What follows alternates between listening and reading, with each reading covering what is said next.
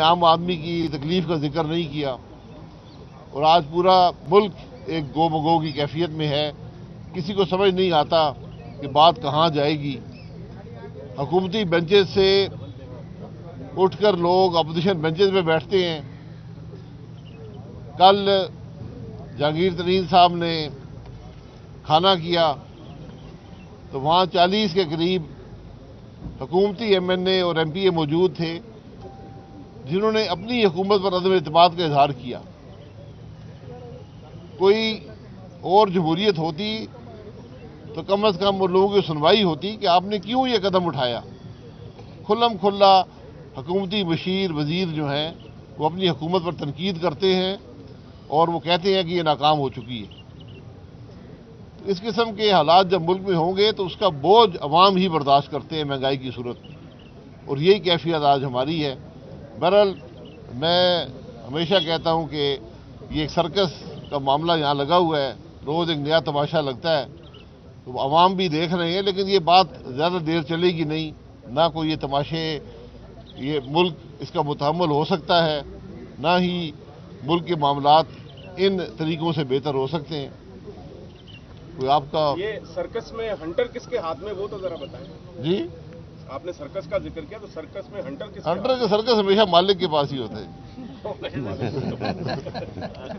جی یہ بتائیں، ایک کنفیوژن ہے پبلک کے اندر کہ جہانگیر ترین انتہائی قریبی ساتھی تھے عمران خان کے، وہ اس سے کچھ دور نظر آتے ہیں. تو آپ ایک پولیٹیکل، آپ کا ایک تجربہ بھی ہے، یا جس کیٹیگری میں آپ کی پولیٹیشین کا نام آتا ہے وہ کافی سمیٹر ہوتی ہے، تو یہ ایک پبلک کو دکھانے کے لیے کوئی ڈرامہ چل رہا ہے یا اس کے پیچھے کوئی حقیقت بھی ہے؟ دیکھیں، دکھانے کا ڈرامہ نہیں ہے. وفاقی حکومت جو ہے وہ 7 افراد کی برتری سے قائم ہے. 178 کا ووٹ آف کانفیڈنس لیا تھا، اور 7 افراد سے زیادہ ایم این اے جو ہیں وہ آج جہانگیر ترین صاحب کے ساتھ ہیں. اسی طرح صوبائی اسمبلی میں جو برتری ہے وہ شاید 8 یا 10 کی ہے. آج 30 سے زیادہ لوگ جہانگیر ترین صاحب کے ساتھ ہیں.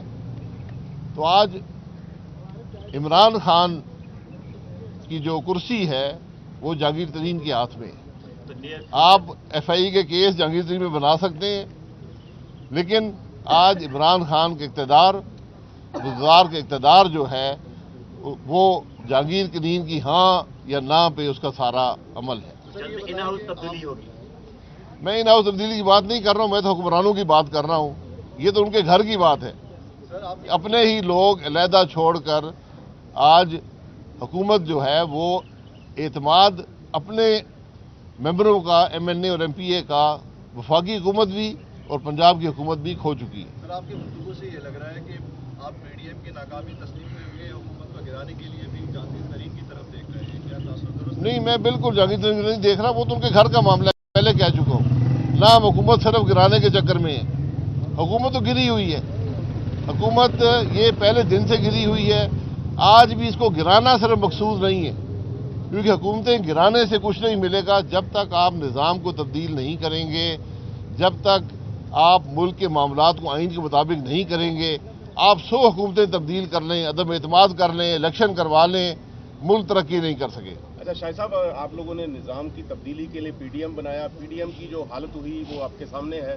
پیپلز پارٹی الگ سے ایک اپوزیشن اتحاد بنانے کے لیے کبھی باپ سے رابطہ کر رہی، کبھی ایم کے ایم سے رابطہ کر رہی، جبکہ ایک طرف آپ کو ڈسکا میں وہ سپورٹ بھی کر رہے ہیں.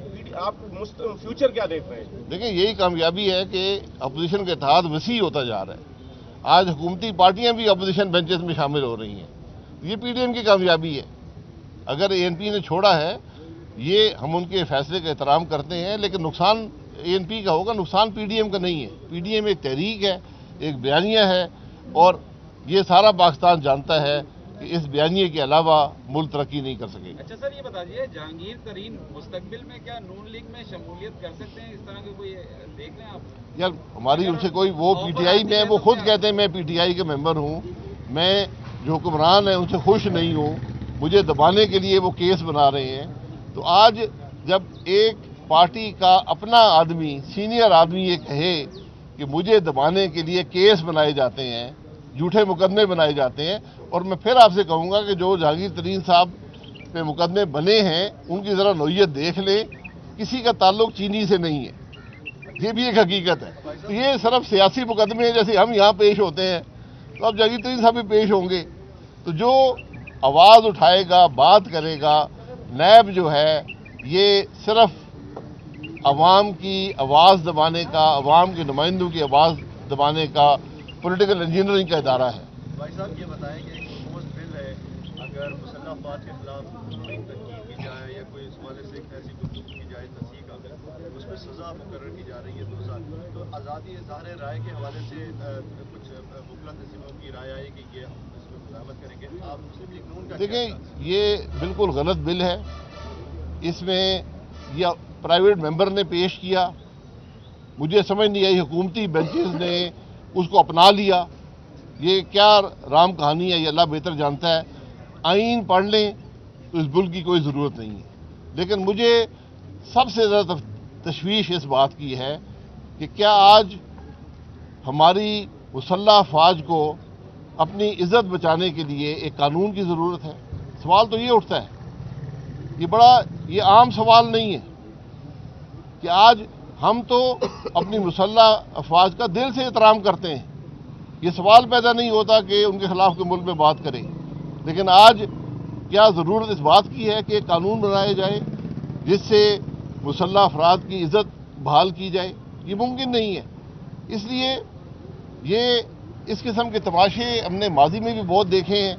ان کی کوئی ضرورت نہیں, اور حکومت جواب دے کہ یہ کیا کر رہی ہے. اور اگر ایسی چیزوں کی ضرورت ہے تو پھر وہ ادارے جو ملک چلاتے ہیں, جو آئینی ادارے ہیں, جو وزیر اعظم ہے, صدر ہے, وزیر ہیں, MNA ہیں, ان کے لیے بھی ایسا قانون کر دیں, ججز کے لیے بھی کر دیں, بیوروکریسی جو پورا ملک چلاتی ہے اس کے لیے بھی کر دیں, جو آپ کا کاروباری حضرات ہیں جن کی ہم روز بےعزتی کرتے ہیں اور پھر ان سے ٹیکس لینے کی کوشش کرتے ہیں, ان کے لیے بھی کر دیں. یہ ممکن نہیں ہے کہ ملک میں ایک ادارے کے لیے ایسے قانون ہوں جو کل ہمیشہ غلط استعمال ہوتے ہیں. یہ بلیک لاز بنتے ہیں, یہ ماضی میں بھی بہت سے بنے ہیں. یہ ماشاء اللہ حکومتوں کے کام تھے. یہ جمہوری حکومتوں میں ایسے نہیں ہوتا. اور سب سے بڑھ کر مسلح افواج کا احترام عوام کے دل میں ہوتا ہے, وہ قانون سے انفورس نہیں کیا جا سکتا.